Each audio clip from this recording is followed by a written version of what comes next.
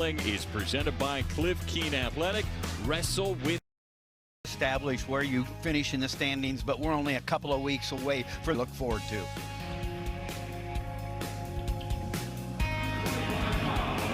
We get our first look inside Carver Hawkeye Arena as the introductions continue. From one of the great venues in this sport. I tell you, we just got done with the Bryce Jordan Center. Now we're coming to Carver Hawkeye Arena. There are very few better places. There are no better places than those two in the country. Very, very true, Zach. Great segue there from Bryce Jordan to Carver Hawkeye.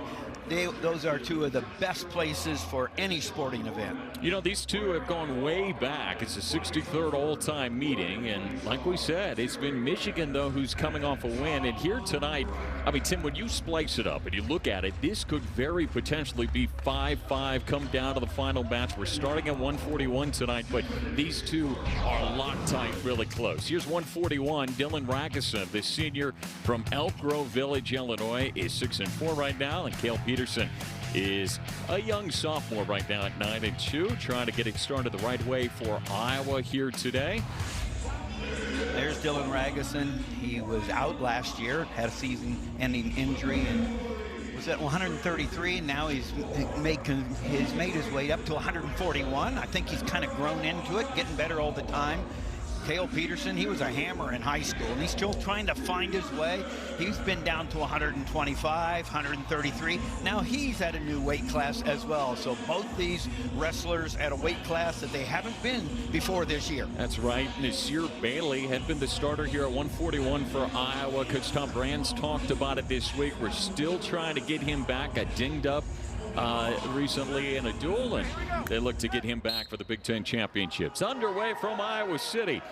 You're on a Friday night of college wrestling. Ragusin, the NCAA All-American back in 2024. He's been there a boatload of times in 21, 22, 23, and 24. Runner-up at the Big Ten championships back in 2024 at 133 pounds. Cale Peterson quickly, it's Ragusin in with a takedown. Peterson's the three-time Iowa State champion there from Greene County High School in Rockwell, Iowa. That was really important attack by Ragusin there to get out fast. That's what Coach Burnett was looking for, that kind of an attack, because you're taking it away from a high attack wrestler in Cale Peterson. He loves to shoot and have a high attack rate, but Ragusin beat him to the punch. Back to the center they go. For the whistle of Matt Sorenchewski, our lead referee here tonight.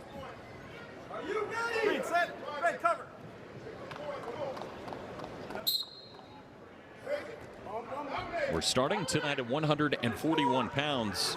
You know, in the 335 matches under Tom Brands, 279 times they've started at 125. When they don't start at 125, this Iowa bunch is 52-3 under Tom Brands. Hoping that can hold up for the 54th win.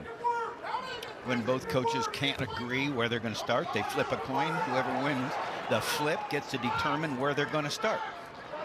And if it was Michigan that won the flip, you can see why they wanted to start here with their veteran sixth-year man, Dylan Ragusin. Good movement by Cale Peterson there on the edge to get out and get the escape before riding time was accumulated by Ragusin.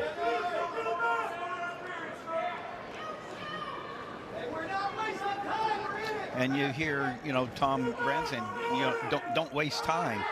They want to see the attack rate. They want to see the shots. Get yourself in a wrestling position.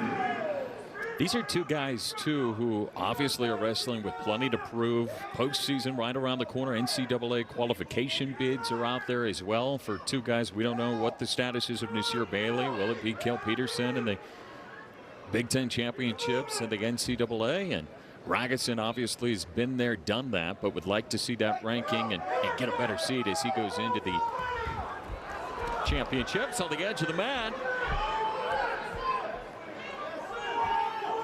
I like the Iowa mat. I like any mat that gives about 10 feet out there, so that you're not going out to the wood there and automatically stopping the match. There's Coach Bormet in his 8th season, done such a tremendous job. And there's a look of Tom Brands in his 20th season here leading the Iowa Hawkeyes. Picked up his 300 dual victories, 190% of the matches that he's had his Iowa Hawkeyes in. It was a stall warning coming on Cale Peterson, retreating on the edge of the mat. So he is the only wrestler to be warned so far of that. Shot of Tom Brands there. Not many have done it better than Tom Brands, one of the all-time great, 3-time NCAA champion, Olympic champion. Read your choice.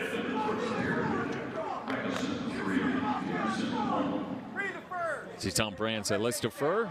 We'll get that decision in the 3rd period. So Ragusin will go down and try to escape. He's got 59 seconds of riding time, so trying to get out of there quick and then get over a minute in the 3rd period to get a point. First 10 seconds in the 2nd, 3rd period, always so important.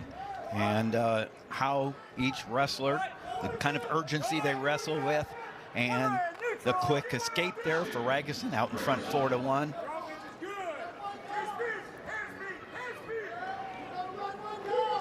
Seeing how Ragusin can respond. Had a real tough loss last week to Penn State's Nate Desmond. That's a freshman who showed up and showed that he's going to be a problem in the future. We had that duel last week on the Big Ten Network, and Nate Desmond, who hasn't got the go too often behind some really good wrestlers at Penn State, did get the win. So Ragusin trying to bounce back here on the road in the Big Ten. From Peterson's standpoint here, he's hanging on the collar there, and his feet aren't moving that fast. He needs to, just really get an attack rate going. Get your hands moving, fakes, up and down. Looking for that first takedown.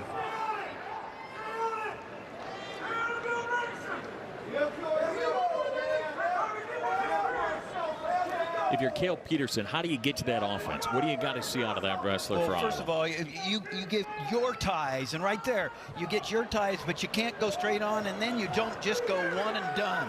Right there, he went in for the single leg, but it was one and done, and the re-attack, really nice job by Ragusin there on that re-attack coming back in. And so just the movement by Peterson has been, not fluid. He hasn't been faking, changing the levels, and he was just kind of hanging there. Then he took one shot, and Ragusin stopped it, re-attacked, and got the takedown. So 2 takedowns for Ragusin. He's garnered more than a minute of riding time now. Remember, already a stall warning on Peterson. He's got to be careful on the edge of the mat. Go back to the center. See the little shot there, didn't get it, but when dropped down by Ragusin, comes around, anticipates the roll there. That was a really nice job by Ragusin, because he didn't get caught up in that roll and get into a scramble situation, because he anticipated that roll and then covered the hips and got the 3. Let's go with the leg, and the count stops. That will end the 2nd, and it will be Cale Peterson's decision to enter the 3rd. For Sean Barnett saying, let's go. He knows that bonus points are going to be needed throughout this duel at times, and he'd like to see it at 141 right now. Ragusin with a minute 22 of riding time, essentially, if he can hold it in an 8-1 match.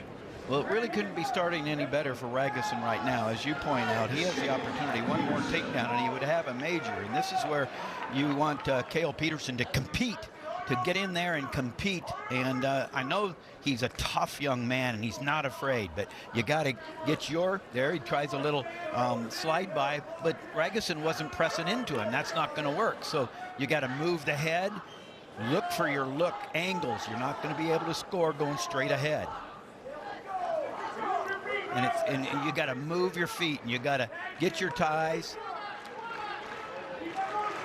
drop and drive. But you're not going to score if you don't put yourself in a wrestling position and give yourself a chance. Cale Peterson, the redshirt sophomore, going against the graduate student.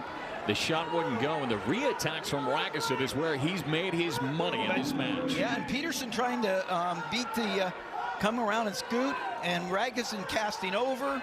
Now they're in the scramble. Whoever can keep their head up is going to be in the advantageous situation here. Nothing so far. And a stalemate will send him back. Potentially dangerous, says referee Matt Sorenchinsky.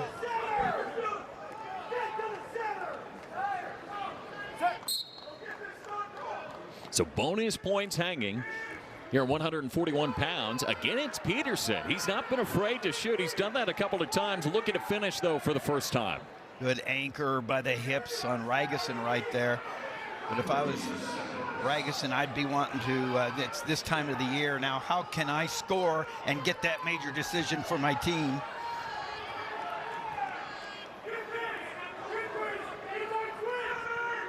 Short time. You'd like to get the cradle. He's got it locked up. Yep, and he's got the three, and he's going to have the major at the end of the period. Just really well calculated, strategic win for Dylan Ragusin. The old vet for Michigan gets the win and gets bonus points. Michigan wanted to start at 141, and it's because Ragusin can start it fast, and he does it for the Wolverines.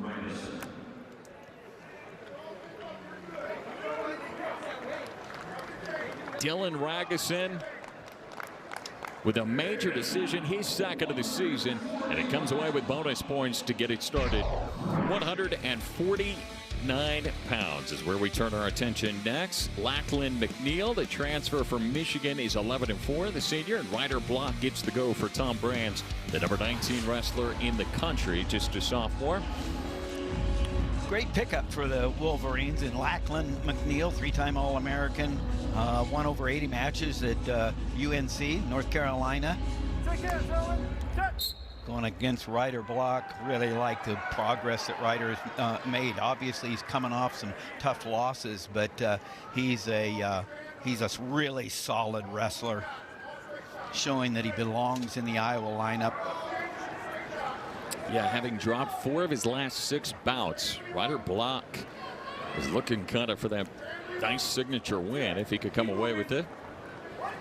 Block is 3-5 against ranked opponents this season.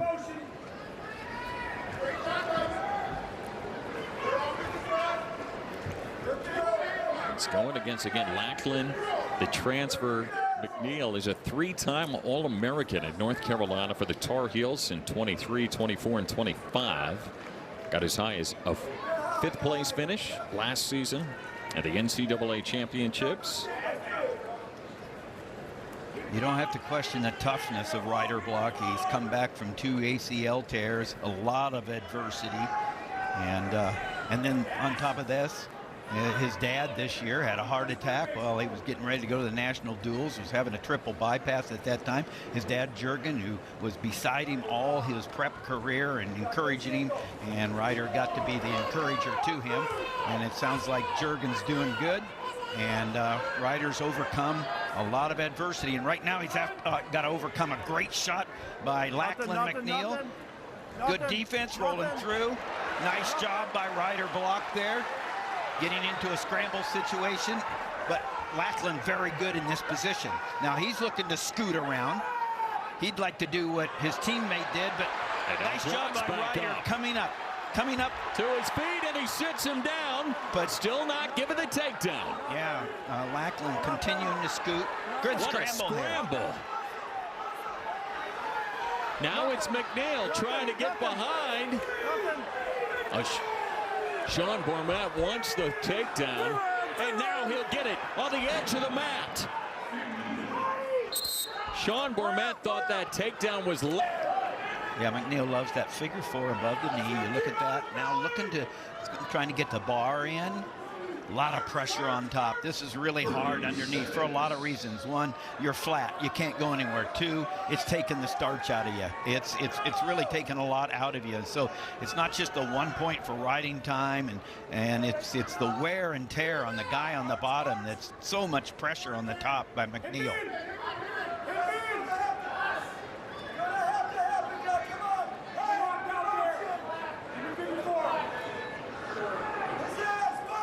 So Lachlan McNeil will go ahead and ride Block out for the remainder of the first period. Tacks up 51 seconds of riding time. That's your choice. Red takes down. Second period. Ryder Block will go up. Had 159-1 high school record for Ryder Block as a 3-time Iowa State champion at Waverly Shell Rock High School. Oh, nice. Sets him back down. Yeah, that's a really good job. Ryder does a nice job on mat returns. There's a second one. What he wants to do is get Lachlan McNeil where Lachlan had him. You got to get him flat. They'll get on top. That's 3 straight mat returns, and that's taking the riding time down. Nice job by McNeil there. He was able to get his right arm through, come up. Ryder Block had nothing to hold on to, and it was just an easy escape for McNeil after 3 mat returns. But McNeil able to continue having riding time advantage. Not enough for a point, but 30 seconds to his favor. This is where Ryder continue. He needs to get in here, work the head, look for the angle, and take his own shot. He's got some really nice single shots, but you can't shoot straight on, and you have got to work the head, work your inside ties, and then your sweep singles. But you got to pull the trigger. You got to move.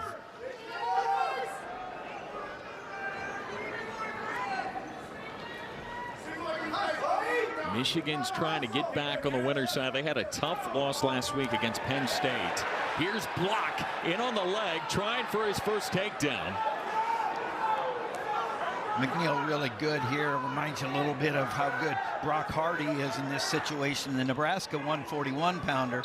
And so it can get very dangerous. That's why Ryder Block had to stay and keep have the referee get the stalemates. And although there were some nice bat returns by Ryder Block, McNeil got the job done, got a quick escape after those. You know, Michigan last week against Penn State had 3 total takedowns in that entire duel.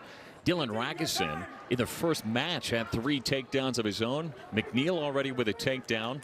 Ryder Block's looking for the first one here for Iowa. Like I said at the beginning, if Michigan was going to be in this meet, they had to win these first 2 matches to give themselves a really good start and a good opportunity. And right now it's going their way. They got bonus points at 141 with a major decision. Looking for a victory here at 149 is Sean Bourmet, the Michigan Wolverines.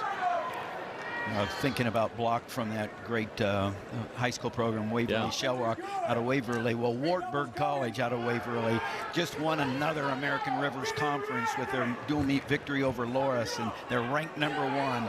And that's a natural commonplace for the Wartburg Knights. Congratulations to them for another dual meet championship in the American Rivers Conference.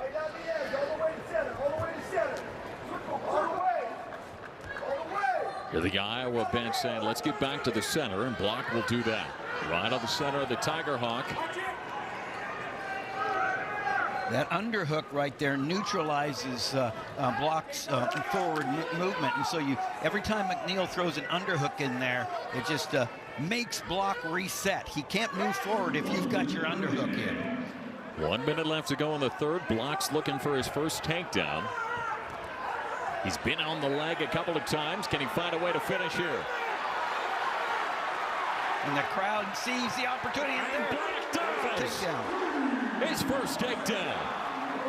He needs some more, and he'll let McNeil up. You can feel this crowd. They loved this takedown. Yeah, he did a really nice job, and he got his hips in there and tripped down McNeil. Nice job. Very good execution by Block.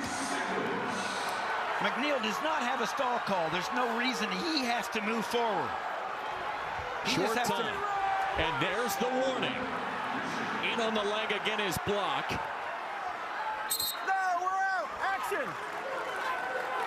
And he can give up another stall. McNeil can give up another stall because then it would be 1.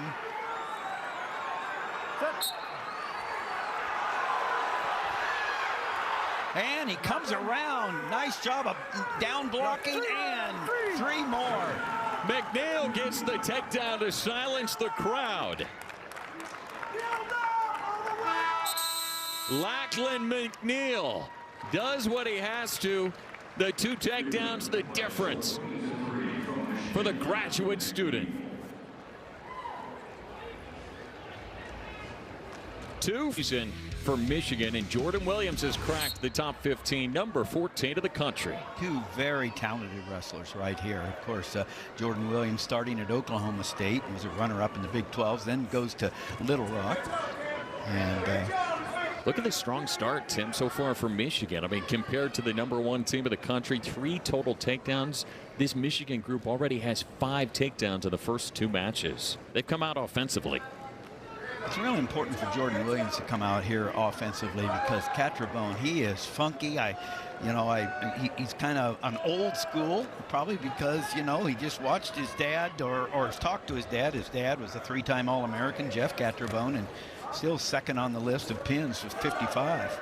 And, we just showed that graphic. They only had 3 total takedowns at Michigan. 2 of them came from this guy right here. Cam Catrabone had 2 takedowns. Now, he ended up losing to P.J. Duke, what was a heck of a match, 12-10.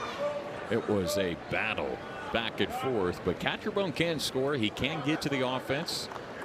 Williams, obviously, the same, the 2-time NCAA qualifier in 2024 and 25. Yeah, he's coming up from 149, Williams, and, adjusting to that weight. But he had a really tough match against Duke as well. And it was only 4-2 loss. Sudden victory loss to the national champion, Antrell Taylor. And so his 3 losses in a row, they've come to Duke and Antrell Taylor and then Charlie Millard from Minnesota, who's having a great year. 10 of Cam Catrabone's 13 wins have come with bonus points. Wrestlers off the mat. They'll go back to the center.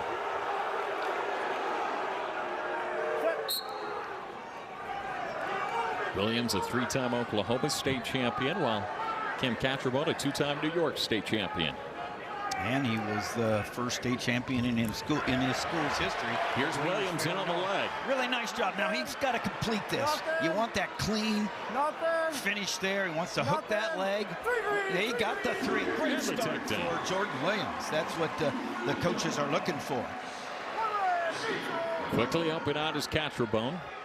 That was the offense that Iowa's been searching for. And Jordan Williams, he's searching for that confidence. And you got 2 confident wrestlers out there right now. Williams coming off that great takedown and has to feel really good. But you can't stop moving.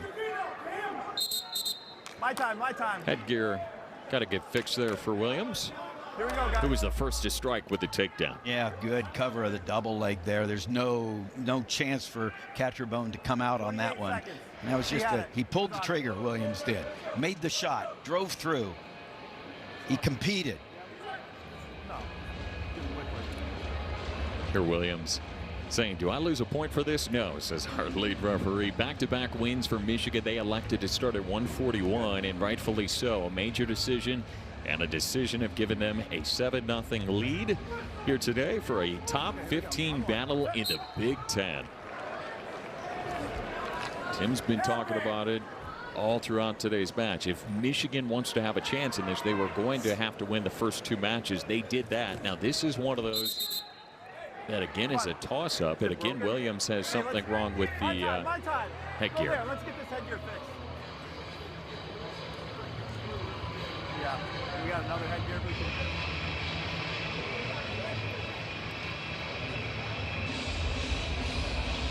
Hey, Sunday you could see more wrestling. In on the leg again is Williams. Nothing. And not going to get it before the horn. That's the kind of wrestling that Coach Brands is looking for from Jordan Williams, and really good cat-like quickness there. A little more time and he would come out on top there. It looks like the Catrabone, he's come from behind before. This is long from being a low-scoring match. It's not going to be. There's going to be a lot of points scored, I believe. Even in those 3 losses for Williams here, the last 3, he's been able to get takedowns, get in on the legs. He's been able to put up points. Yeah, it's a confidence thing when you move up from 49. You have a couple of disappointing losses. You're wrestling in the Big Ten. You know, you just continue to grow, and you grow your confidence and go out and compete. You're in the room with some of the toughest competitors in the nation every day, and this is just an opportunity out here, and he has had a good start. Catcherboon is a cool customer. He's undone by nothing. He's not phased at all here. He's looking for his opportunity, looking to work, find that space, find those angles. He's got to pull the trigger, though. It was a great match against P.J. Duke. Catcherbone had last week. Duke got the victory 12-10, but boy, was that a fun scramble and a fun scrap between these two.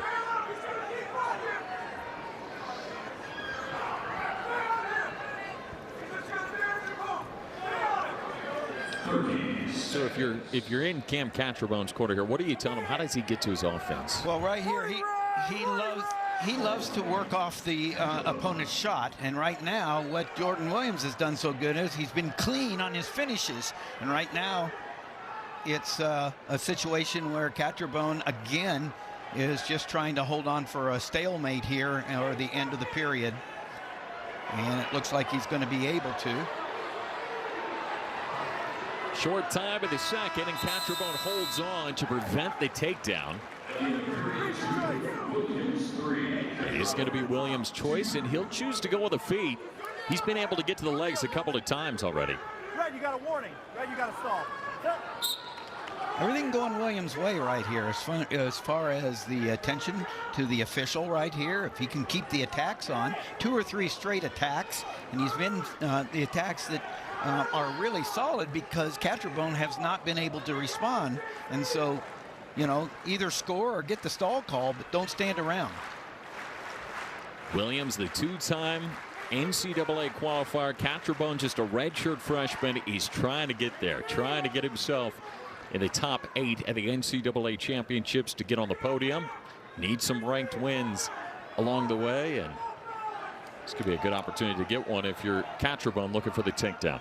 And Catcherbone just needs to put himself in a wrestling position here. He feels really confident about his ability to get in a scramble situation, funky situations, come out on top. But you're not going to, there, nice shot there. Now he's got a shot because, you know, he's in on a wrestling position. He feels like I'm always going to win here. Nice defense by Jordan Williams. He's cutting the corner, trying to scoot. Catcherbone again says, I love it here. Trying to roll through it here. He loves chaos, and that's what we've got right there. If Williams can keep his head up, whoever keeps his head up is going to be in a better position. Catcherbone still feels like this is where I want him. Looking for neutral danger, getting counted. So Williams will let go, and Catcherbone with a takedown to take the lead. According to the script right there in Catcherbone's head, I don't think there was a time that he didn't feel like, I got this, I got this. And he needed to take that shot and get in to get himself in that position because it wasn't going to happen standing around.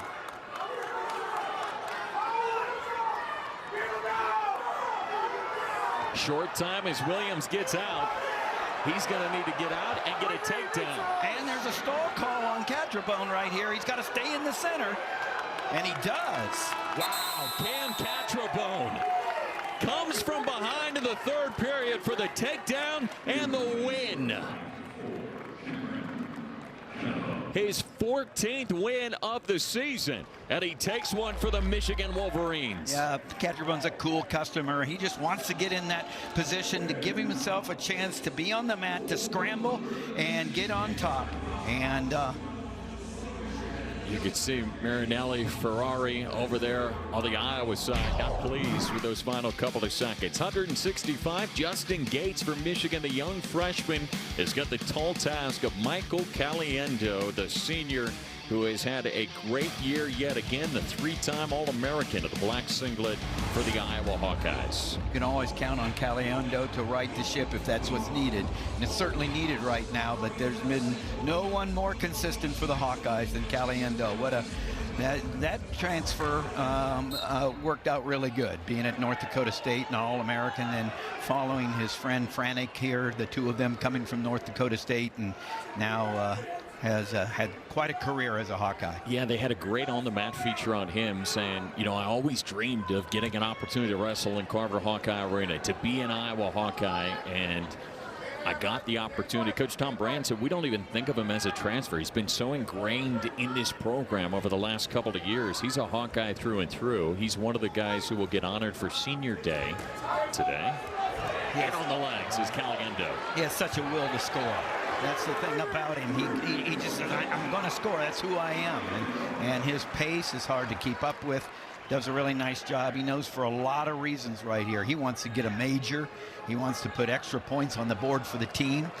And that's not to take anything away from Justin Gates, who's stepping in up from 157 even this year, to take the place of Dylan Gilcher, who had a season-ending injury.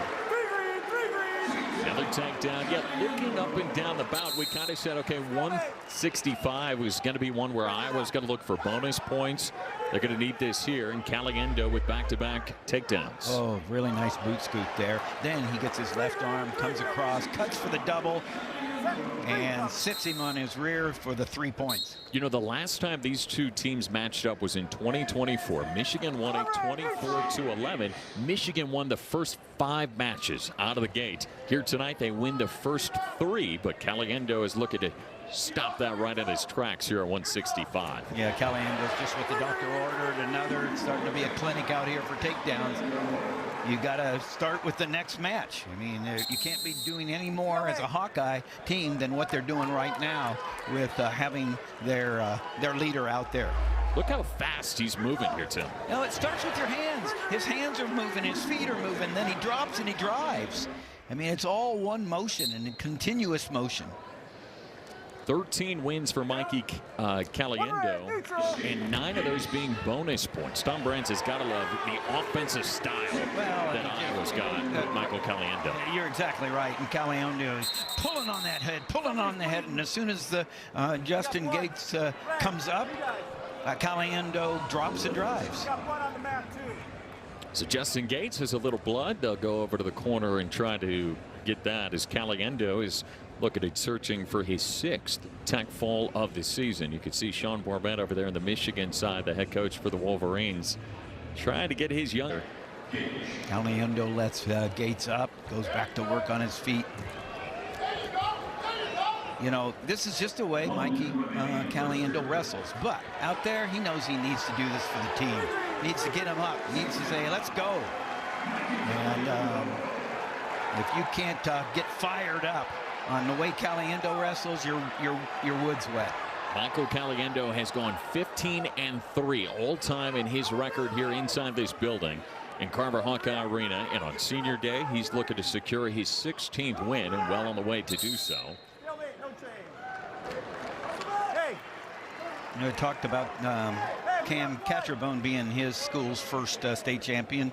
Mikey Caliendo was Batavia High School's first state champion in their program history as an Illinois state champion. Yeah, it was neat to hear him talk about on the mat, his dad, an assistant coach. He used to be the young guy running around, and he said, someday I want to be a state champion. I want the opportunity to represent it for the high school that never had one. And look at him now. He did that, and he's got himself in the top 3 in the country, going to try for a national championship here in a couple of weeks. But there's something to be said about Michael Caliendo and setting your goals and being able to achieve them. Well, and you know, that's maybe one of the hardest goals to achieve of anybody in the entire NCAA, because he's trying to crack the Messenbrink code, okay? Yeah. And if there's anyone that is continually working at it, I mean, I'm sure he feels like, man, this is humiliating. But he has closed the gaps in different ways. But Messenbrink's a different kind of guy. As Shane Sparks says, he's a bad man.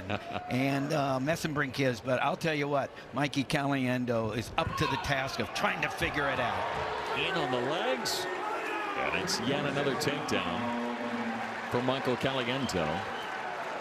My goodness, 18 points in the first period still. That was just a will to go out and score as often as I can. I mean, it was just the thing to do.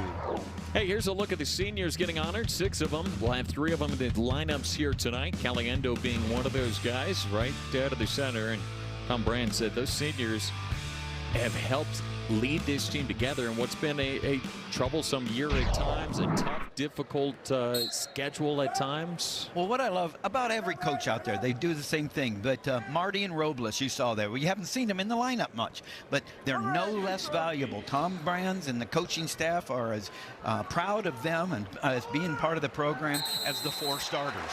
And a tackle coming from Michael Caliendo. So it was 3 straight for Michigan. His final time in Carver comes away with bonus points.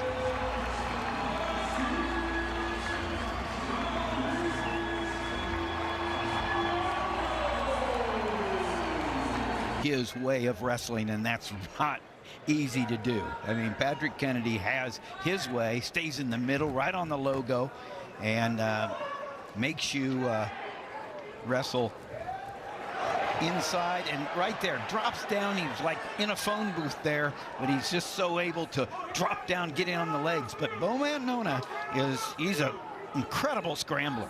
Coming off a big win last week for Patrick Kennedy against Carson Hartzlaw, 5th-ranked wrestler in the country over there for Ohio State. Of course, Patrick Kennedy, the All-American last year after a 4th-place finish at the NCAAs. The key for Kennedy here will be clean finishes, because you don't want to get in a scramble with a scrambler like Mantanona. So he wants to be crisp, working on the head there, dropping down to the singles, working the 2-on-1.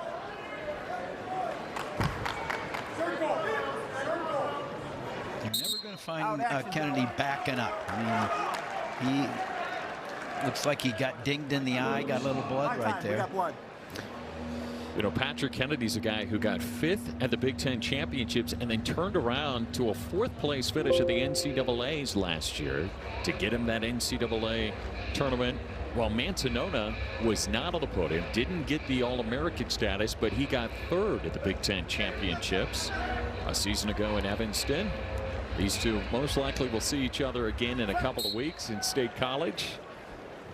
Well, in a culture where nobody wants to wait on anything, Patrick Kennedy's career early on didn't go the way it was wanting to, because he wasn't, he wasn't the man. But he said, hey, I just got to get better. I'm going to stay right here, and I'm going to keep putting the work in. And he has. And like you said, I mean, 4th on the podium last year, and he's one of the top wrestlers in the country right now. Just really putting some nice finish on a great career at Iowa. Bo Mantanona out there for Michigan right now. His brother Brock Mantanona, he's on deck. He'll be going next year on 184. Him and his brother have gone 27-9 for Michigan. Been a great addition here in this lineup, and 17 bonus point wins here for the 2 brothers in back-to-back weights for Michigan. Been super solid, but Patrick Kennedy so far is trying to come around for the takedown. He wants to try to shelf that leg right there, come in, get his leg in, and here's the scrambling ability of Bo Mantanona, but the good fundamental position of Kennedy is not going to let him come through. They're going to have a stalemate. Kennedy kept that leg when he rolled through, and that's what kept him from staying on his back.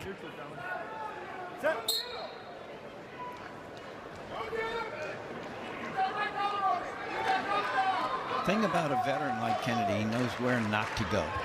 Says, I'm gonna keep you in my place, and that is a very small perimeter of a circle. And I'm going to work your head. I'm going to look for that underhook, throw by. But I'm not going to let you get in and get all funky with me. Iowa fans wanting a little bit of a strong call on Mantanona as he was kind of thrown on the edge of the mat. But Matt Sorenchinsky, our referee here tonight, says back to the center of these two do just that.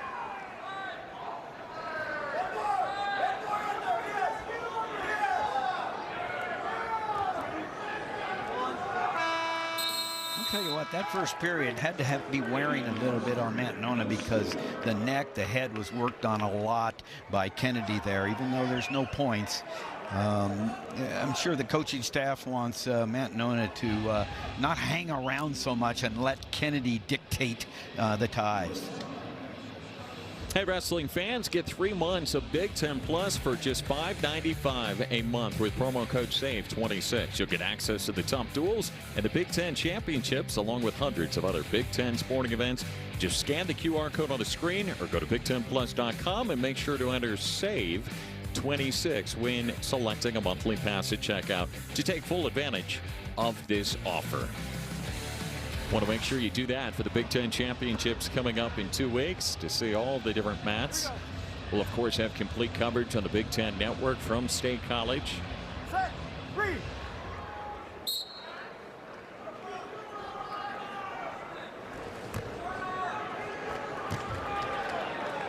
Good breakdown. Look at that right knee, taking the knee out from Matt Nona right there.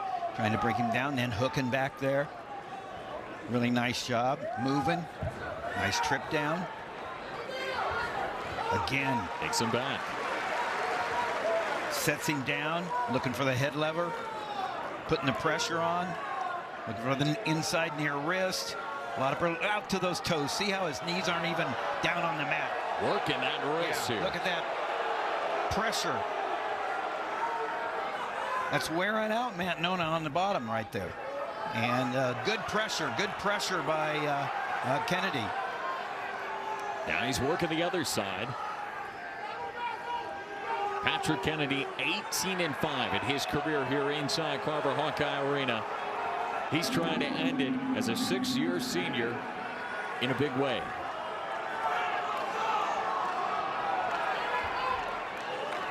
Continues to knock him down. You know, he's got that knockdown thing going. Yeah. And there's the first stall warning coming on Manzanona, the bottom man. And you're on top, and what you're doing, what Kennedy's doing there is using every part of his body. He's out to his toes, driving in. His hips are bumping, and he's got the inside near wrist, and he's got so much pressure on Matt Nona there. Just really solid top work. Go, my time, we got blood. And more blood here. We've had a lot of blood in this match at 174. These guys going at it. Terry Brands talking with his wrestler Patrick Kennedy on senior night, the final home match of the year inside Carver Hawkeye Arena.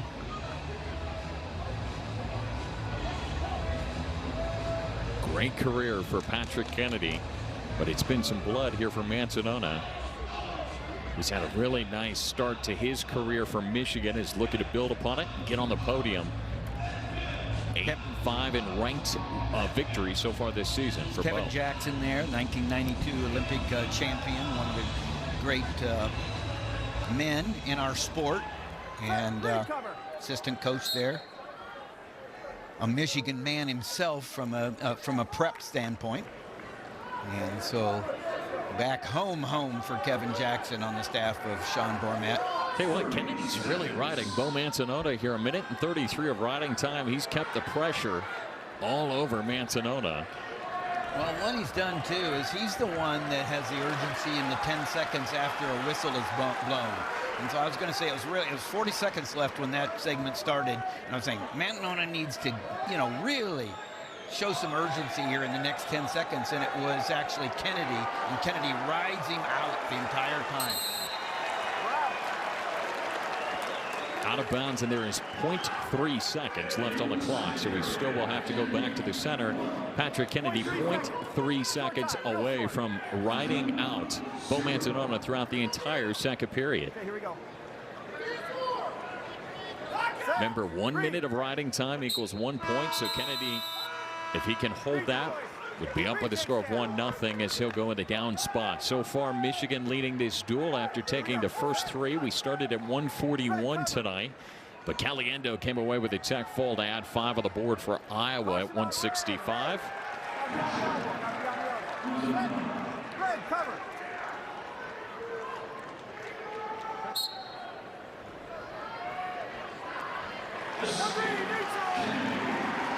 Up and out of there. Kennedy, no problem. Yeah, so far it's been surgical.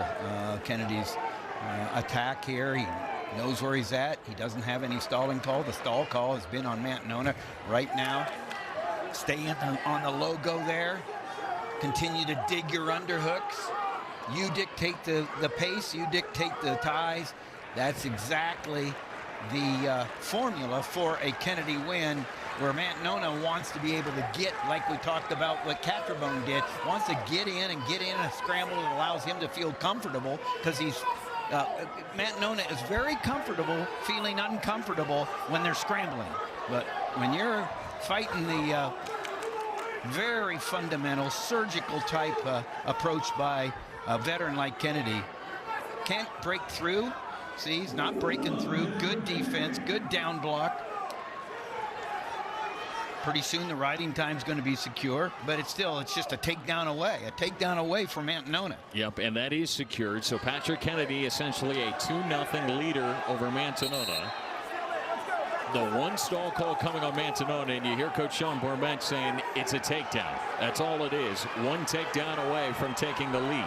And I guarantee you that what coaches are talking to Kennedy about is keep your cool, do your thing. Don't make any mistakes, because it's your match. Matt Nona would like to steal one right here, and he's got 30 seconds to do it. 30 seconds. You can't get back to past the head hands defense. You're going to have a hard time. Now, here's what he wanted. He's got him cracked down. In on the legs. He's got 20 seconds. He's got an opportunity because he likes this position. Now he cuts across. He comes across and he gets the three, and he steals it. Takes the takedown. 2, 3, 4, 5. Got a stalling on red.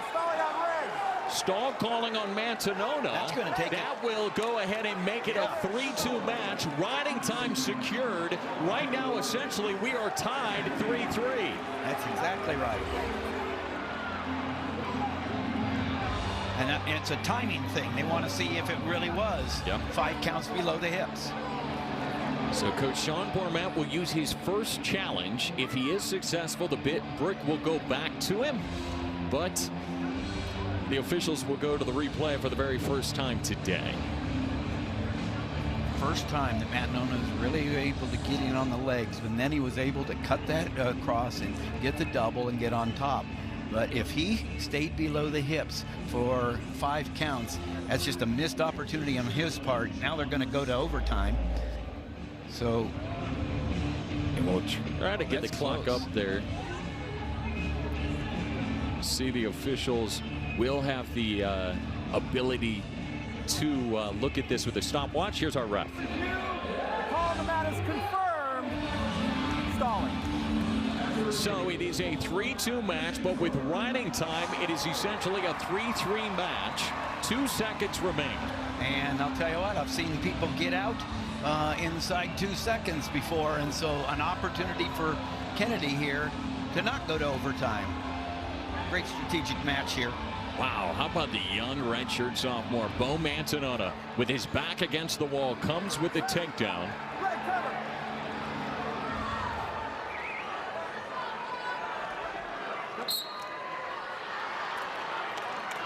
And to sudden victory we go.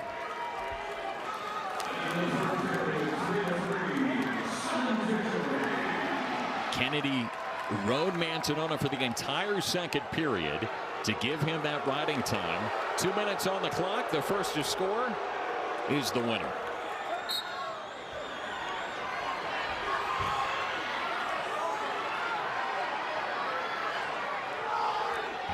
Patrick Kennedy. Nothing yet. And again, now Matt Nona loves to be in, I would say that's really close to a takedown, and they did not give it to him. Matt Nona loves to be in this position, the scramble position. Scrambling back and forth. We're here recently in the last couple of weeks. Arnold in there for Angelo Ferrari, who has an injury he has been battling these last couple of weeks, and try to see what he could do against one of the top 10 ranked wrestlers at this weight class. Well, if Gabe was, you know, in the rankings right now, he'd be right there with Brock, and both these guys are winners, and both neat stories. I mean, they both had dads that had a lot to do with their success, you know, and, you know, Brock and Bo have talked about their dad and how he didn't wrestle, but he was their wrestling coach. Well, Gabe Arnold's dad, Phil, was the first wrestler in their family, and what a family. I mean, he was a two-time state champion in Missouri, but his nephew, Jaden Cox, happens to be, you know, world-class, world champion, three-time NCAA, so Arnold comes from great stock. Hey, let's take a look at Tom Brandt's 20 seasons here at Iowa. He's won 90% of the matches that he's had, 14 titles in his time. Carver Hawkeye Arena has been the spot in college wrestling under Coach Tom Brandt. They have led the country in attendance each and every year. A great success here at Iowa. And here tonight is looking to get a top 15 win. Michigan, though, is looking to get a big-time win here in Carver. They're looking to get their first win here in Iowa City since 2018, if they're able to do so. Gabe Arnold's been in this lineup the last 5 straight meets now. Whether it's 74, 84, or even 97. And, you know, he's been kind of a renaissance man, utility man for the Hawks, really important cog in the machine. And when he wrestled at 97, he had to weigh in at 84. And so he has really been a guy that they can count on to step in. But he's had some tough losses. I mean, 3 of his 4 losses are in sudden victory. Yeah. Or in overtime. He's trying to find that offense. What's he got to do against Mantonona to find the offense today? Well, he's got to pull the trigger. Right now, you know, he's hanging on the head right there, but he wants to move his feet and, you know, have his ties then move and look for the openings. Look for a good look. He's quick. He's got what it takes.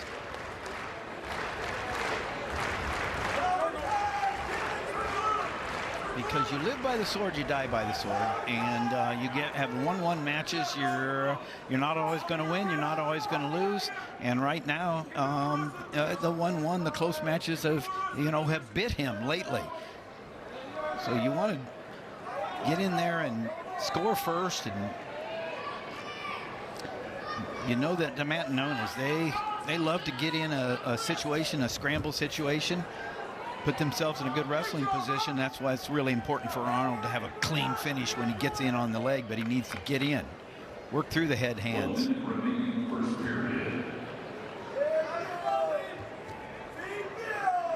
Arnold rarely loses control of a match, like we said, but you know, keeping it close when you're as slick and as fast and as powerful, sometimes you know there's no reason to make the matches as close as he does. So Arnold kind of been the guy who says, I'll do whatever I need to at whatever spot of this lineup. Angelo Ferrari, we haven't seen him in the lineup since that injury to Penn State's Rocco Welch. That was a couple of weeks back, and the big question, obviously, with the postseason coming up, will it be Angelo Ferrari at the Big Ten Championships in 2 weeks, or will it be Gabe Arnold here at 184 pounds? Saw Angelo Ferrari here inside Carver, sitting right behind his team. But it's one of the questions, trying to get him healthy for a Big Ten championship in a couple of weeks. Right behind the bench. Locked in today's Angelo Ferrari. Set, green cover.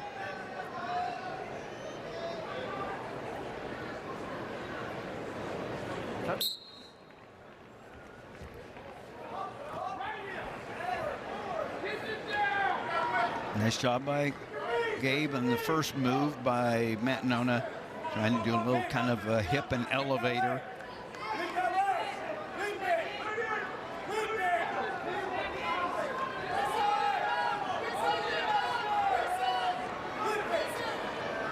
That's where Mantonona wants to do, is get under that arm right there, not have Arnold pinning it down.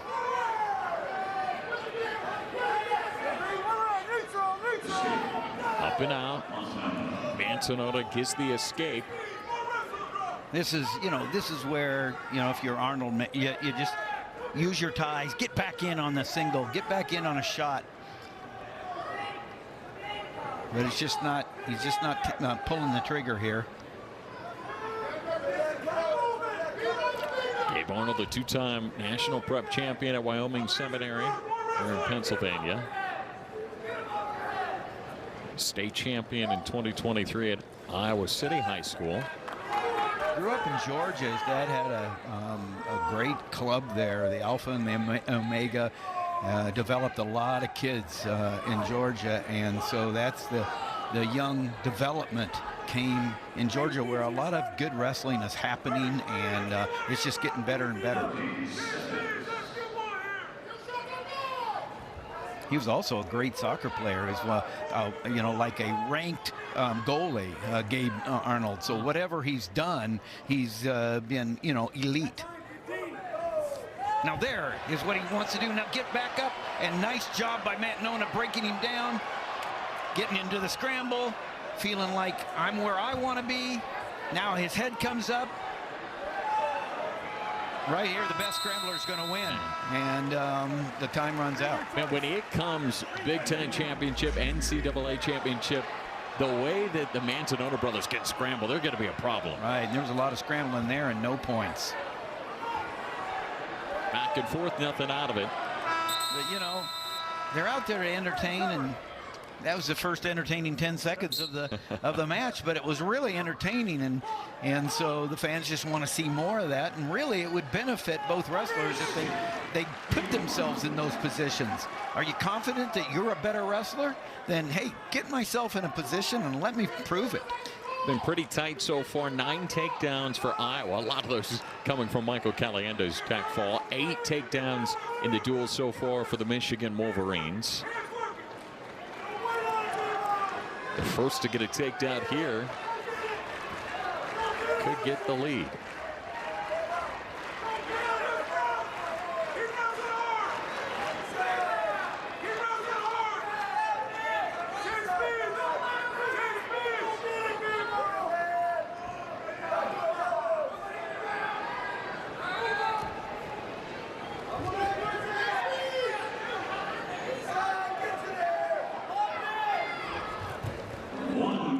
One good shot at the end of that period by Gabe, and he was able to get past Gideon on that single, but he hasn't looked like he's really looking to move Matt Nona in such a way to give him the angle and the look to be able to attack again. You know, we've seen a couple of last-second takedowns from Michigan to give them the edge. They'll look for yet another one here at 184 in the third.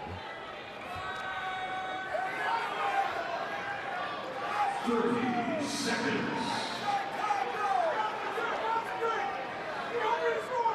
Already one overtime match in the duel, and it went Michigan's way. 174 was Brock's brother, Bo Manzanota. We got the overtime victory over Patrick Kennedy. And the Matt Nonas, who have been so good, such a 1-2 punch in this lineup from Michigan, continuing. Brothers are 28-9. A 1-2 punch of this lineup, and will go to sudden victory. Both Manzanota brothers going to overtime today. 2 minutes on the clock of the first to score. Well, Brock Manzanota wants to do what he did against BJ Duke. He did lose a tough match, but he also took Duke down twice, and it was the first 2 takedowns against Duke in his college career. Yeah. So he feels that he's got what it takes on his feet, but he has not been able to move. And you can't really move Arnold. That's the thing about Gabe Arnold. I mean, you know, he's got great position, and you just can't move him.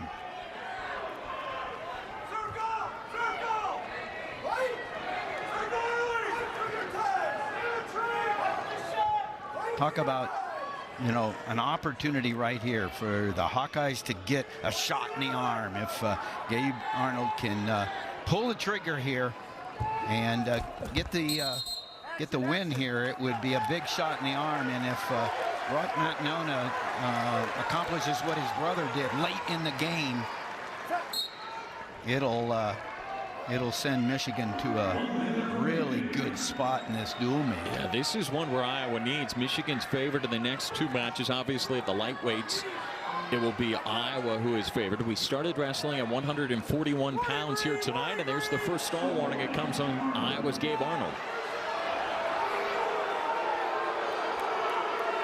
And the home crowd does not agree with our referee, Matt Sorenchinsky. 30 seconds.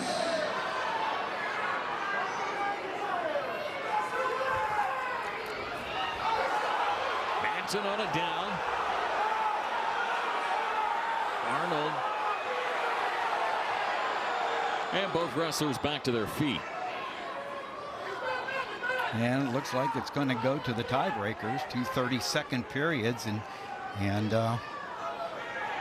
that is where every single second matters with the riding time in the tiebreakers. Be the first tiebreakers that we go to in today's duel. Gabe Arnold's choice first. He'll defer. Manson will go down. Arnold will try to keep him down.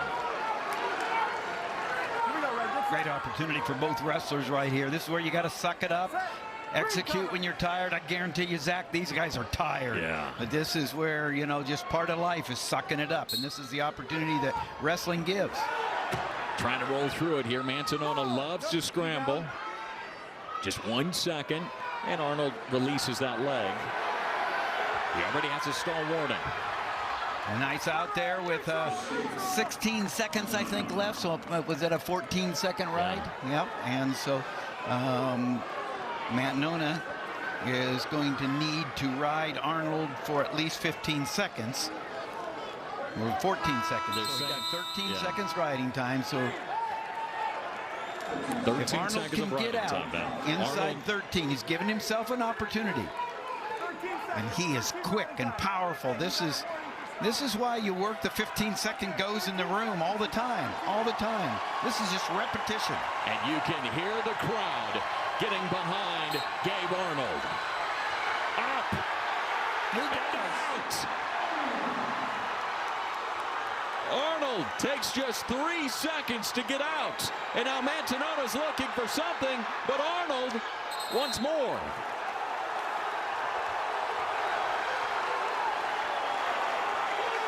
Really great explosion from underneath by Arnold. Manzanona needs the takedown. Arnold has the riding time. And he has the stall call on him. But a big breakthrough win for Gabe Arnold. Gabe Arnold thrust into the lineup and comes away with yet another ranked victory at 184. Trying to fire up his team and the crowd in Iowa City.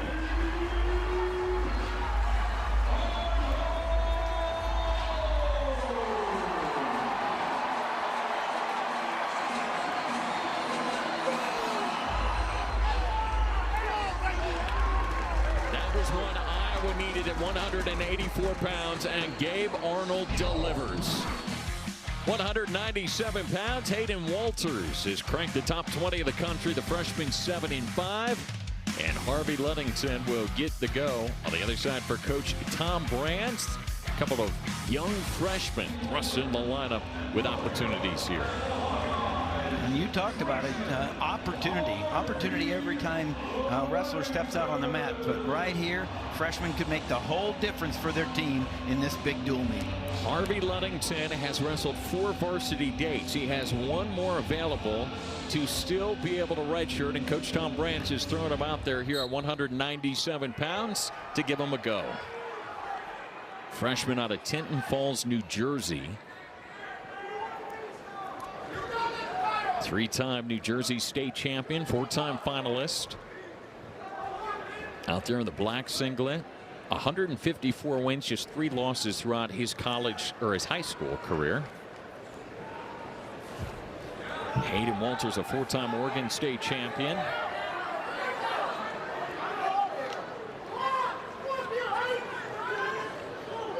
Walters is coming off back-to-back losses against some of the top wrestlers in the country. Luke Geog there at Ohio State and Josh Barr at Penn State.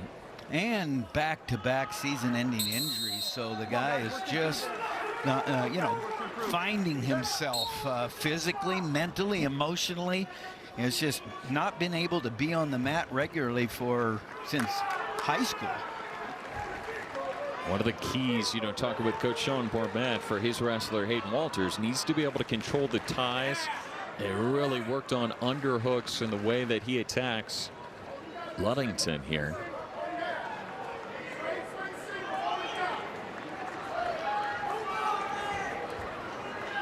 Great duel tonight inside Carver Hawkeye Arena with Wrestling Hall of Famer Tim Johnson, Zach Mackey on hand, where Michigan started at 141 and put the pedal down, winning 4 of the first 5 matches. Gabe Arnold coming back with a decision, putting us at a 13-8 team race right now through 6 matches. Yeah, it wasn't just a decision either. You hear the clapping in the back. It's got the fans, up out of their seat, and some hope in their hearts right here. But right now, great job by Walters getting in on that single. Now he's doing the right thing by getting back up to his feet. Wants to shelf that, and nice job by Ludington getting out of it. Had a shin whizzer in there, then he was able to not allow Walters to shelf his single that he had. The tech fall going to come into play, perhaps, by Caliendo. The bonus points when you meet is this close. But no, Sean Bourmet has had the makeup of the team is interesting too. What do they got? 5 freshmen in the lineup. Yeah. 4 graduate students and 1 sophomore. Yep. So it's a nice makeup. You've got that seasoned wrestler in the room and leading the team, and you got the freshness and the hope of the freshmen. Nice single by Ludington. Now he wants to finish this off right here. Covers the hips, trips down, gets to 3 points. Ludington the first to strike. It'd be a big win for the Hawks, as you know, at 25 and 33, big time favorites for the Hawkeyes. Yeah. Michigan the favorite at the heavyweight spot, which is going to be a great battle coming up. But this one right here, in on the leg, and the young freshman finds a way to get a takedown.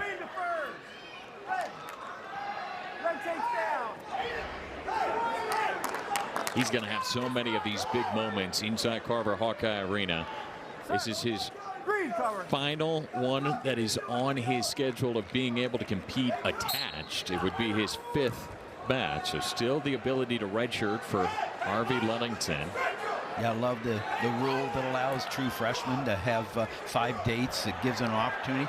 I mean, you cannot replicate this atmosphere that Ludington's in right here at Carver Hawkeye. Not in the practice room, nowhere else. The home crowd behind you, big match. Now he's high, and Ludington trying to come out and gets the reversal.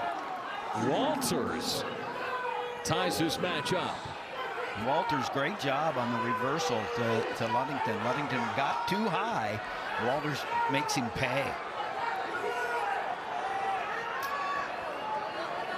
And taking the riding time down at the same time, where Ludington was wanting to establish himself on top, and now Walters, nice job of kicking down. 1:06 remaining here in the second. 3-3 between these two. And that's kind of, one of those young freshman things, just kind of a little bit too high there to get the reversal for Walters. Yeah, he got excited. He likes to put the leg in, and just to, let himself get over the arms. The hips sagged a little bit, and Walters, again, positioning. You learn that as you continue to grow, especially in a room like Iowa's.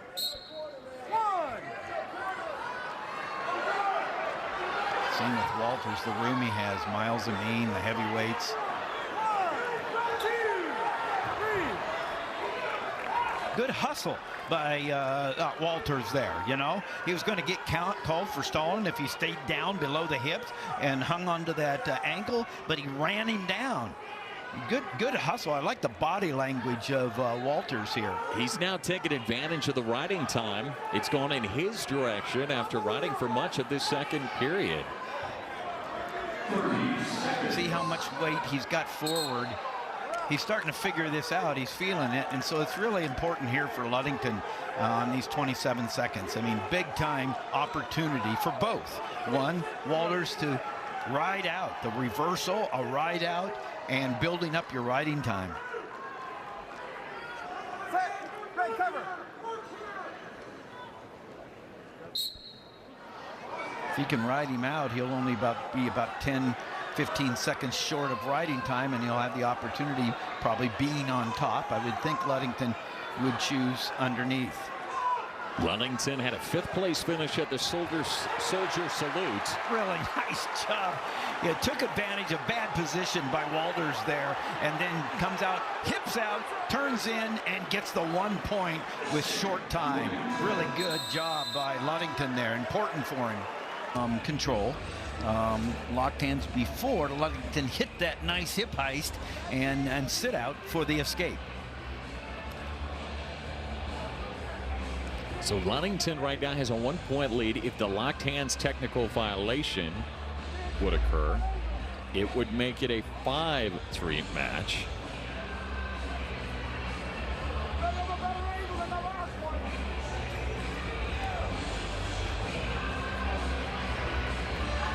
How do you see it there, Tim? Well, if he was on his feet and not down on the mat. Officials are taking some time. Look at this through and trying to determine exactly if the locked hands occurred or not. Tom Brands was pretty sure of it. He threw that brick right away. He looked over to his coaching staff, Terry Brands, said, go with it. He's got a pretty high percentage on his bricks. He does. And he's right there creeping along, making sure that they see it the same way that he does, inching closer. Yep. And they will give it back, so he does win it. Green, technical violation, lock hands. It's going to come down to a takedown in the 3rd period anyway. And so got to give it credit. The Iowa coaching staff of the Iowa bench saw that right away, and that gives their wrestler a technical violation and gives them 1. So it goes back to where the locked hands were, 12 seconds. Yep. They got the 1 and got the technical violation, and now there's 12 seconds. So it should be a 5-3 match. That's what Tom Brands is saying. Let's get that up on the board. Sean Bourmet now is on the mat.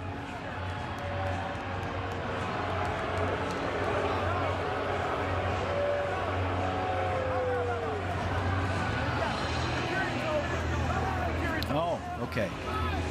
So they're not going back to when it was.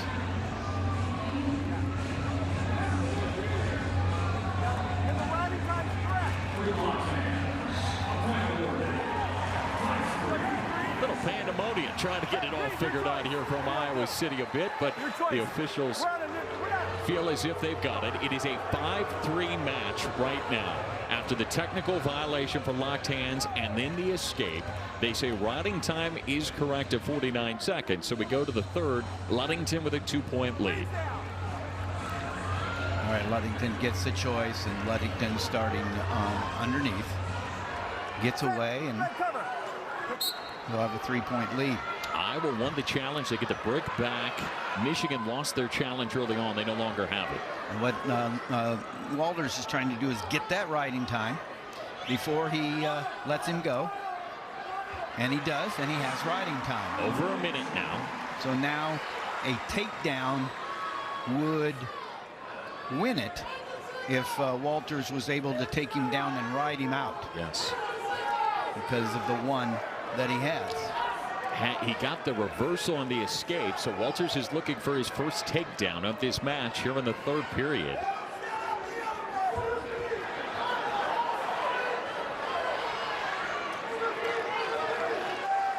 Ludington holding pretty good position there in the center.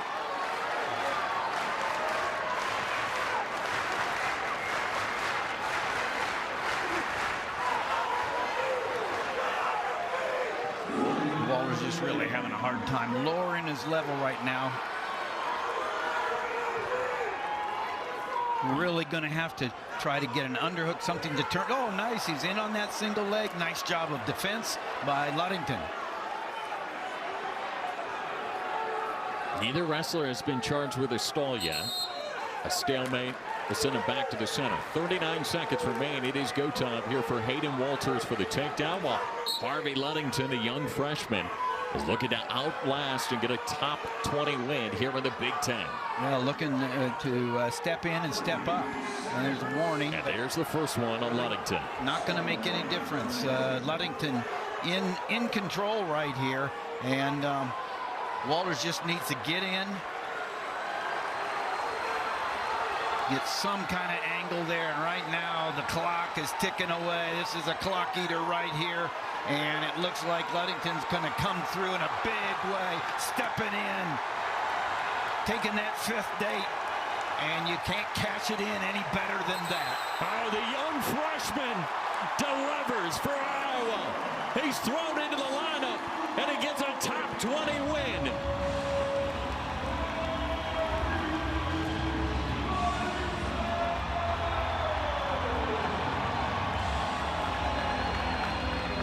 What a career he's going to have in that Iowa singlet. Just a freshman.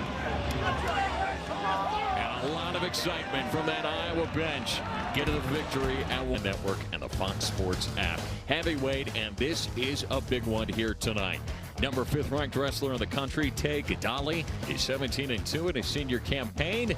And the underclassman Ben Keeters in the top 10 of the country, 5-4 as it stacks up right now. First meeting between these two wrestlers will happen right here tonight.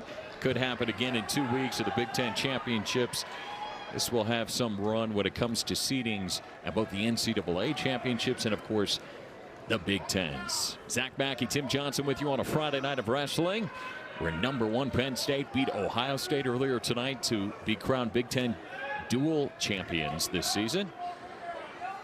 Well, this has been a meet of runs, momentum, the momentum early for Michigan. And then Iowa gets a little reprieve with a big tech fall by Caliendo.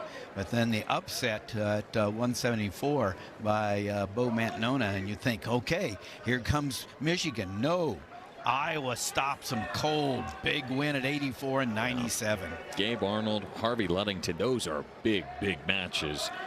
As Iowa will be favored at 125 and 133. Obviously the favorite here, Gadali, when it comes to standings right now. We started wrestling at 141. Today's duel, and it's Gadali who's first in on the legs. He's got Keeter cracked down here. Now can he slip? He's going to come up and drive through. Still looking. And Keeter's continuing to sit. Nice job of hipping out by Keeter. And nice job of coming around and finishing it. Whoa. Now that's what you call chain wrestling, Zach. I mean, it's not just one move and stop. Gadali kept going. Both wrestlers kept going, and Gadali finishes it out. So you think, oh, Keeter, nice job, good defense. Gadali continues to bring his hips underneath him and then covers for the double leg finish. Really nice, continuous wrestling by Gadali. He's just getting better and better. He is. Both these guys really good. And some of that for Michigan and Gadali is the room that he's with now. The transfer from Campbell obviously was an NCAA All-American, but now he's wrestling with some of the top guys in the country in that room. You got Mason Paris in the room, you're going to get better, you know, and you got Miles Amin, you got other heavyweights in that room, and that's why he came to Michigan. He wanted to get better. He's a Michigan prep, so he's kind of back home here. Keeter had a really nice end of the year last year. I mean, as a freshman, getting 3rd in the Big Ten and becoming an All-American. Had a good end of the year run for the Hawks, but he's had a hard time getting it going here lately. Yeah, and the real struggle has been the offense for Keeter, trying to get a takedown against these top guys. Gadali was the lone victory for Michigan against Penn State. He got that victory against Cole Marisola to prevent the shutout last week. He also had a nice win against Ohio State's Nick Feldman. So that was big, couple of big wins for Gadali. He's got 9 ranked wins on the season. What Gadali would like to do, but I mean, you want to get the win first. You never know what's going to happen, but Iowa's certainly going to be heavy favorites at 25 and 33. Well, a 5-point lead going into the last 2 isn't enough. The math just doesn't work. What do you want to do? Here's a look of how it went. The first three all Michigan's way. Caliendo got the tech fall. The only bonus points coming for Iowa. They're at 165. Here we go. Get set, Green. A couple of big, Tim just mentioned it, big wins for Iowa, 184 and 197 to keep them Red cover. in contention here. Two blue blood programs. I mean, the last 50, 60 years, Michigan, Iowa, right up there at the top. Obviously, Iowa with 24 national titles, you know, cream of the crop, and in the last 50 years, and now Penn State's 12 of the last 14. But Michigan always in there, and a couple of years ago in 22, the Big Ten champions and runner-up nationally.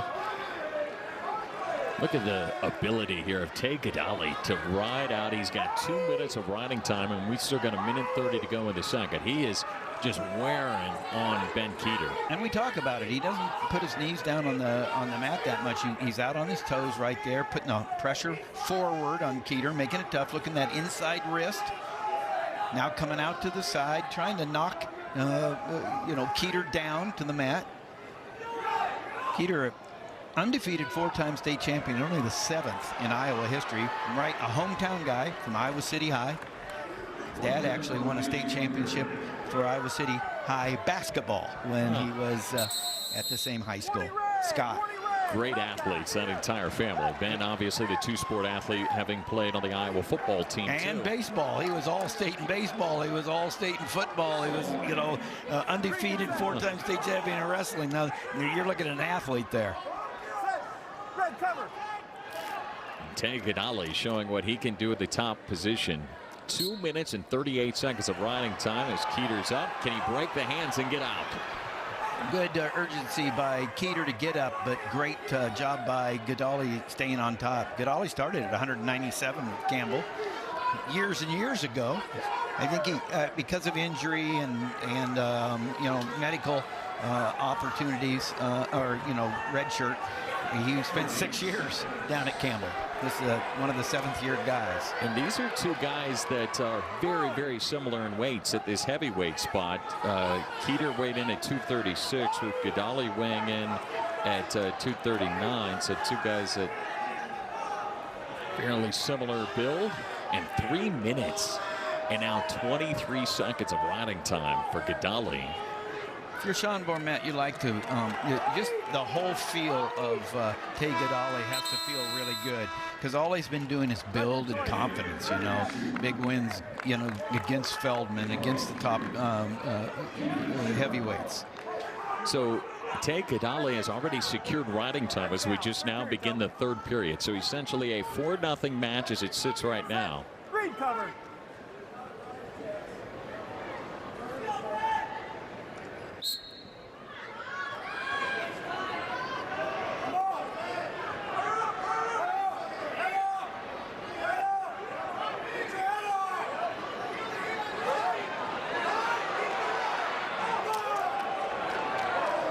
Keeter initially doing a nice job of stretching Gadali out there.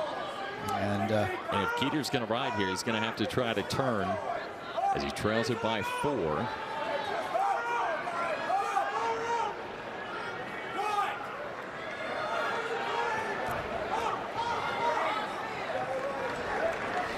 If Gadali can get out and get a takedown, that's where the major decision comes into play. And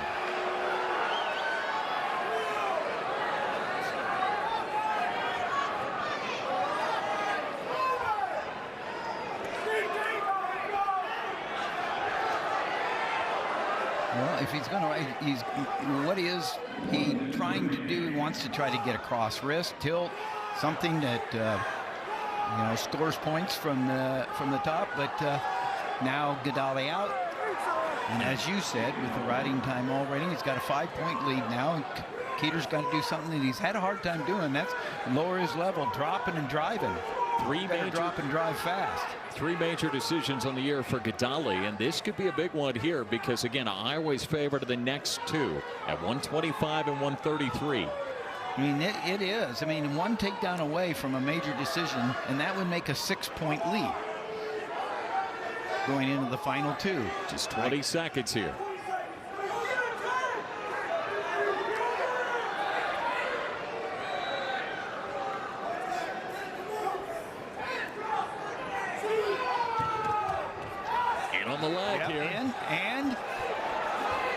Can he get it? He does get it. He does. To his back. My The War goodness. will save it, but a major decision. Call Whoa. Call. I counted twice. We're going to look at it. We're going to They look are at it. going to go over to the monitor and get a look of this to see exactly how many near fall. It's a 9-0, but then with the running time 10-0. How about this for some gas in the tank? And if you can imagine if there were a little more time left, wow. I mean, that's close to being a fall there, and we'll see when he gets the takedown and Two swipes. probably 2 swipes. Yeah. Go over to the replay and look, but that is huge. Sean Bourmet right there, because that puts a major decision up, and it puts Michigan up by 6.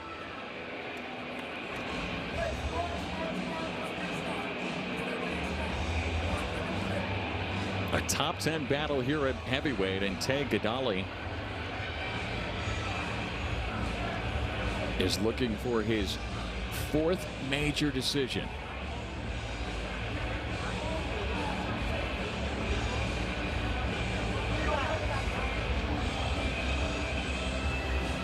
And they do give 2 near fall on the back. It's a major decision at heavyweight. You got to shake it. And Tay Gadali not only gets the win, he does his job for the Michigan Wolverines.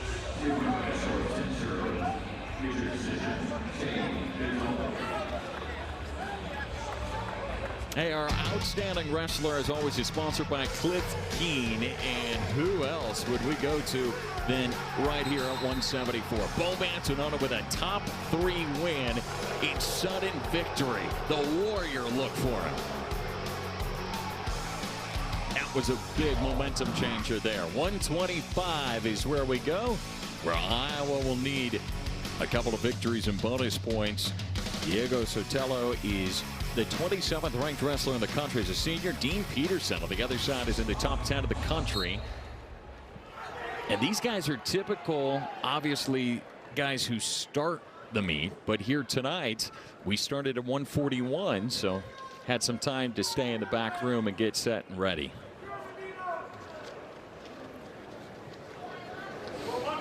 Dean Peterson has had some big ranked wins in his career.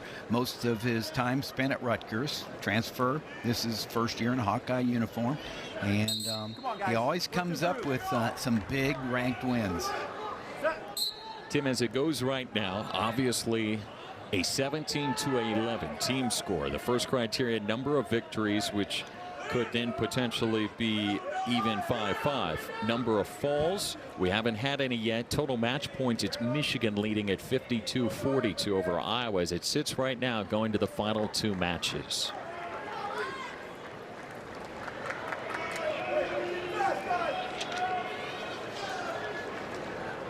Dean Peterson, the 3-time NCAA qualifier there at Rutgers, had a 6th place finish at the Big Ten Championships last season. And Diego Sotelo, he's, if you're in the Big Ten, you know, you go up against the best. But he's obviously, you know, he's gone up against Bazakas, who was #1 at the time that he wrestled in, and won 25 matches last year for Harvard. He's a 2-time NCAA qualifier at Harvard in both 23 and 24.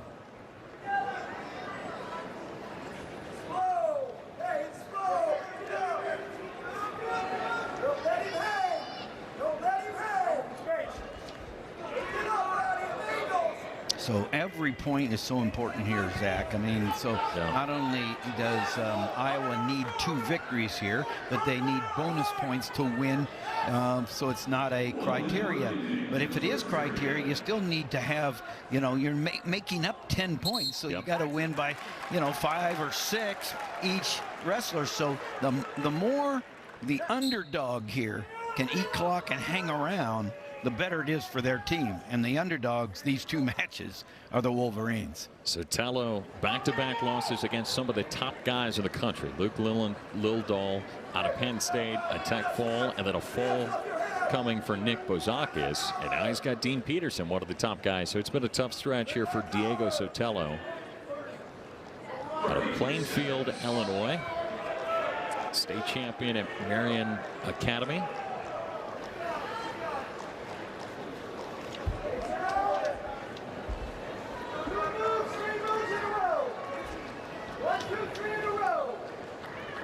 Sotelo doing a nice job of not letting Peterson have the opportunity to get a low shot on him. Peterson has some really nice low shots, and we go to the second period here from Iowa City, where the Iowa Hawkeyes, the #5 team of the country, with their back against the wall here, down to 11th ranked Michigan, 17-11 as it sits right now in the final 2 matches of the night, where Iowa is favored in both of those.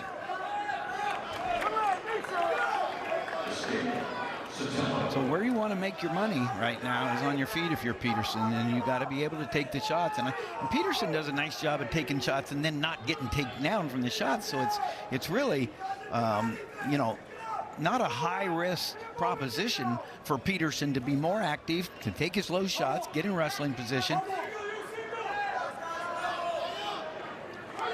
But Sotelo doing a nice job of just keeping an ear to ear there. Staying low, keeping his head lower than Peterson actually, and then making it hard for Peterson to have any opportunity for that really low dart-in shot. There's the shot that he wants, and a nice re-attack, counter shot by Sotelo.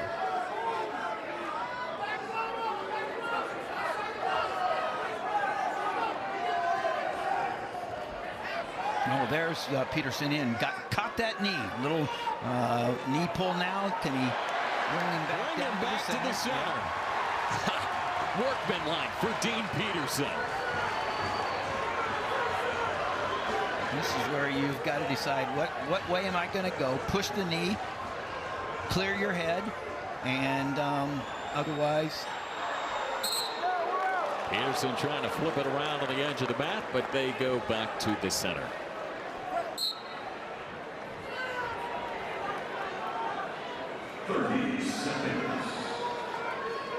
You got some old vets here. Sotelo, a grad student. Dean Peterson, a 5th-year senior. These are guys that have been there, done it. And they know they're on the home stretch of a big-time duel here. The final 2 matches in a top 15 battle in the Big Ten on a Friday night. Last time in Carver for Peterson, he's been in some big-time matches in some great places. The Rack at Rutgers, a tremendous atmosphere, and he had some big victories there. And look at that. That's what it's all about, right? Teaching his son what to go, how to do. Going to be the next great Iowa wrestler. That's priceless. That is priceless right there. Way to go, Dad. Way to go.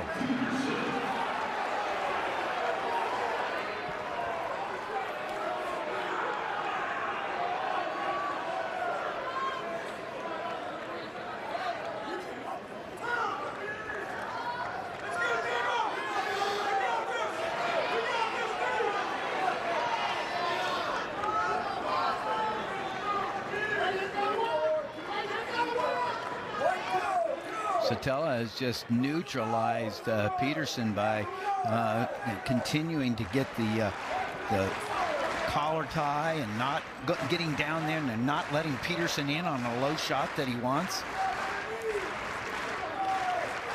He really hasn't done anything, and so Peterson not taking advantage, I think, of the opportunity that he has early on to get in positions that he just has to feel like I'm better, I can score. Less than a minute left here. We're looking for offense, and 125 pounds. No takedown so far.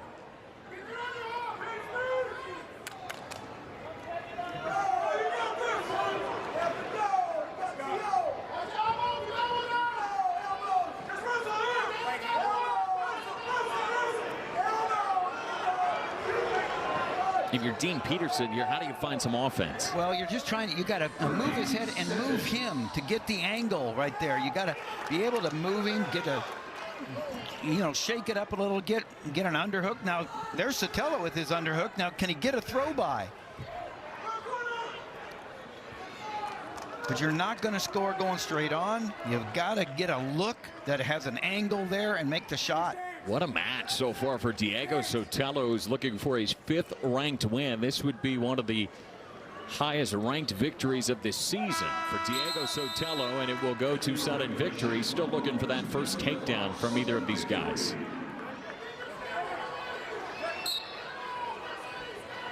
This is one Iowa has to have an opportunity in this duel. They're the number 5 team of the country. Michigan has not come to Carver Hawkeye Arena and won since 2018. Sotelo has held position on the logo there so well there, and Peterson hasn't done enough to make the officials say, well, Sotelo's stalling, because neither of them are getting past the head hands defense of the other.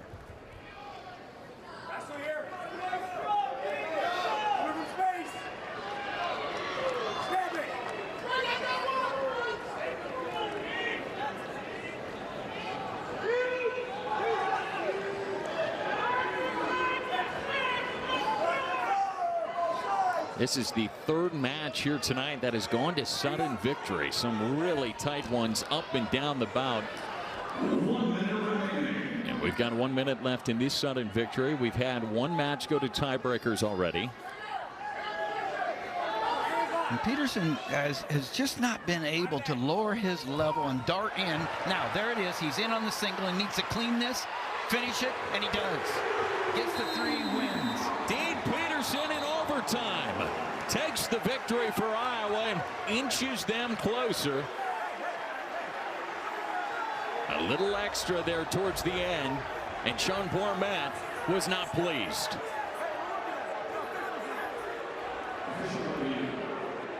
Now the officials are going to go to replay to look at this on at the end of the match.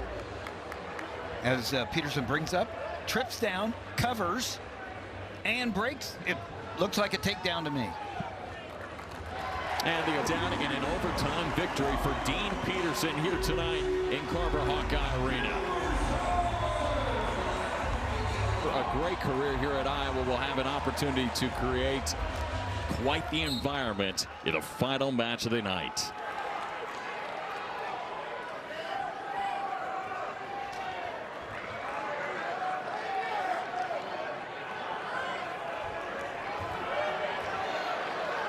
Friday Night Wrestling on the Big Ten with Tim Johnson, Zach Mackey with you for the final match of the night. The team score 17-14 as it stacks up right now.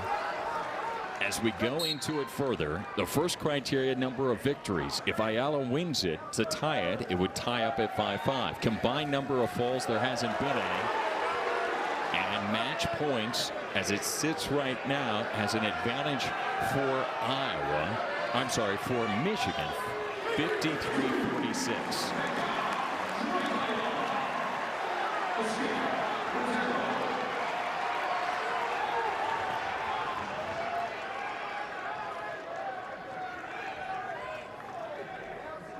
So in other words,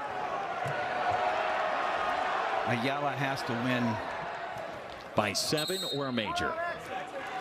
By 7 to tie the match points, and it goes to the next criteria, most near falls. That's true. And I'm not going to begin to count that. They'll have to count it up. We'll have the officials so do he's that. got to win by 7 to go to the next criteria of most near falls.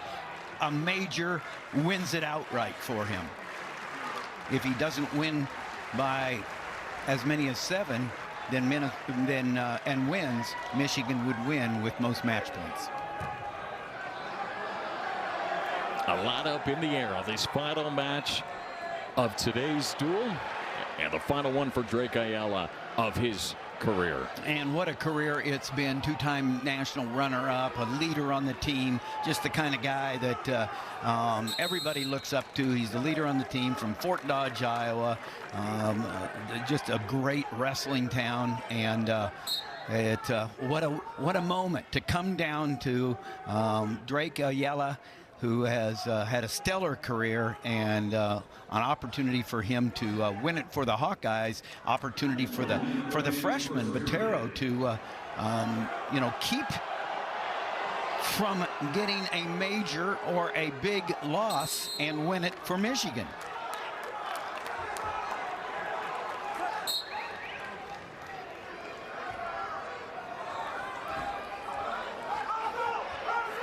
Really, is going to have to score in there in the first period to get it rolling. And a couple of takedowns is what the doctor ordered there, because he's out by 5 right now. That's just the opportunity here for the senior. Great career as a Hawkeye. Has only 7-6 this year is his record, I believe. Yes. And you know, it's one of those things where he's wrestling better, and he just wants to be at his peak and wrestling his best here in a few weeks. All 6 of those losses came to wrestlers ranked in the top 30 in the country. Ayala.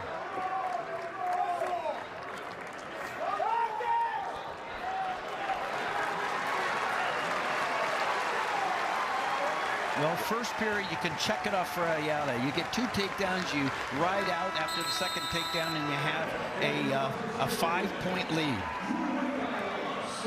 So again, let's look at our criteria. If Ayala wins it, that would tie it up. And again, the match points 53-46. That's the 3rd criteria, because there are no falls. And if that was tied up, then we would go to near fall. So Drake Ayala not only needs to win for Iowa to win this duel, he's got to win big, and he's doing that right now. So win by a major, and the criteria is thrown out the window. Yes. What a meet. What a meet. Senior night, Michigan, Iowa, Carver Hawkeye.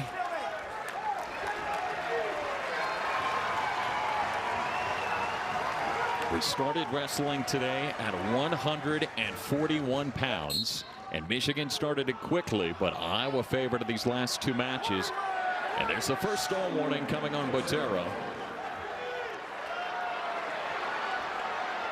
Nah, you know, you're thinking that Ayala would love to get a tech fall, ended early, and just Again, the what a joy clinic of the fans. being put on by Drake Ayala. He's got 3 tech falls in those 7 victories this year. And he's putting on a clinic at 133 pounds.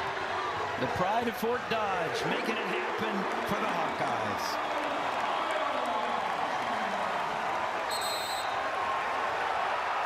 With his back against the wall, Drake Ayala on Senior Day is trying to rally Iowa to a victory. And he's going to finish it off. On Senior Day, Ayala delivers.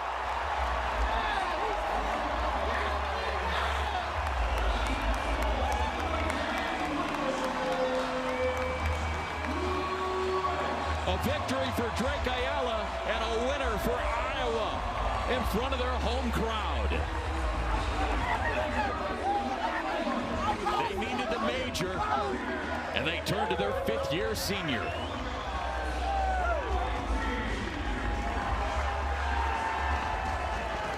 What a meet tonight, and the senior wins it for the Iowa Hawkeyes.